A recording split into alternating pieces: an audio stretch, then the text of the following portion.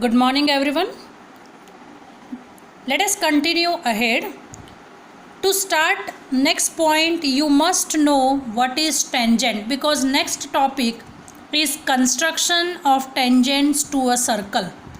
But before we start that, you must know what is tangent. So, a tangent to a circle is a line that intersects the circle at only one point is called tangent. So here if you see this figure, PA and PB are the two lines intersecting circle at A and B.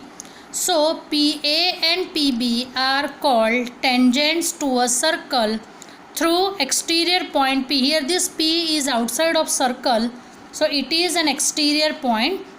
So PA and PB are called tangents to a circle.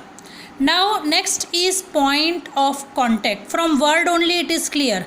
Point of contact means where it touches. So you can see here that circle and tangent touches at A and B. So A point and B point are called point of contact. As per definition, the common point of the tangent and the circle is called the point of contact. So here A and B are common point. It is point of tangent also and it is point of circle also.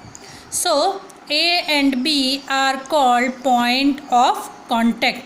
Now next is theorem based on your front chapter, that is chapter number 10.